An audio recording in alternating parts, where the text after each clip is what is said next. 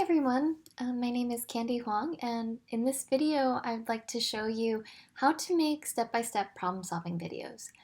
One of the topics that we'll cover is the use of screen capture or screen capture covered with editing software, and how to show step-by-step problem-solving using the following programs that are accessible to us. Screen capturing is great because students can see you working in real time on how to solve a problem step by step. The downside of screen capture is that if you make an error or pause or forget what you're about to say, you have to start all over. This is just showing you when I'm drawing out a structure for an organic chemistry pre-lab. The alternate to using an editing software coupled with screen capture is that we can edit out errors or shorten the drawing time of certain things, which just proceeds pretty seamlessly. Now, if you're interested in using screen capture technology, there are different sources that you can use, including Teams, PowerPoint, and Kaltura, that don't really have great editing software capabilities. And then here are some other screen capture and editing software programs built in. I'm using Camtasia to make this video right now, but the Office of Online Learning encourages the use of WeVideo's Screencast-O-Matic and Explain Everything. You can also use free trials to see what you like better. Okay, so let's go how to do problem solving using these three programs. So I'm going to go out of order and start working on the using PowerPoint. So for PowerPoint, when you're in a presentation, you can use a pen and pick any color that you like. It's pretty easy to use. I like that you can use different colors to solve problems and annotate on the slide. The small issues that I have with PowerPoint are that sometimes this icon is not visible, so it gets difficult to see where it is or pick it, and there's just this little bit of delay in selecting your color and everything that you need to annotate. The other common issue that happens with PowerPoint is when you transition from one slide to another, your previous annotations get erased. And so this has often happened to me when I'm trying to do step-by-step problem solving. I'm in the middle of solving a problem and then all my work disappears. So that's one of the small cons of using PowerPoint.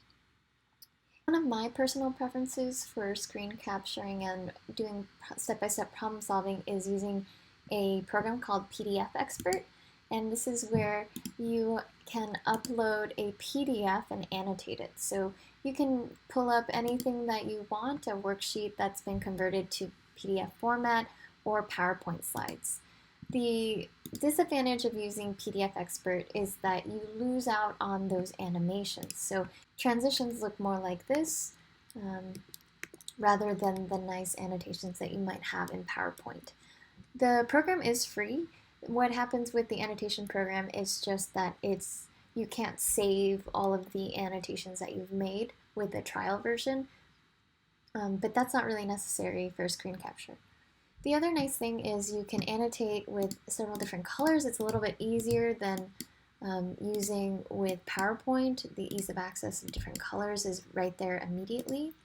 You can erase very easily, which is not very accessible on PowerPoint. And the alternate thing is you can type text very quickly as well. So all of these options are available to you. The only limiting factor is that it has to be in a PDF before you start. PDF Expert and PowerPoint are great when you are working with images, but sometimes you're doing step-by-step problems that require complex calculations or several lines or iterations of calculations or complex formulas. So using Word is actually a nice place to do screen capture. This is an example of me using a Word document for a General Chemistry 2 problem, and what I do is I highlight important knowns and label them, and then I write out certain equations or knowns, and then you can use a calculator function to show calculations you're doing, and then you can write those results. You can also use equation editor to show the equation that you're interested in looking at, what variables you're solving for, and then step-by-step solving them to eliminate variables. Just for reference, the video that I'm showing you is something that I've previously done before, and I'm using Camtasia to make it 3.5 times faster than normal speed. This original video took me about 10 to 15 minutes to solve, just step by step. But for you, I've condensed it into 2 minutes just so you can see all the different utilizations and functions you can use with Word and screen capture. Okay, the last tip that I have while you're making these step-by-step problem-solving videos is to keep them short. So if you're solving several different problems, you want to keep the videos at maximum 10 to 15 minutes. YouTube retention data shows that students tend to only watch up to 5 to 6 minutes if the video is too long. They'll tend to stick with it if maybe it's one problem that just takes 10 minutes or so. So that's just a consideration for you as you make these videos. So just to recap, we went over the use of screen capture as you're doing these problem-solving videos. We talked about using screen capture with editing software, which makes it so much easier to cut out those ums and uhs and little mistakes that you want to edit out.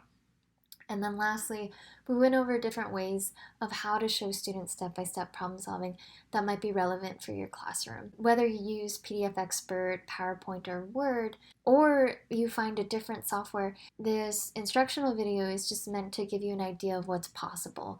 Please feel free to explore other avenues. If you are using one of these programs, I can definitely provide additional assistance for you if you're having some glitches. Okay, this is the end of the how to make step-by-step problem solving videos.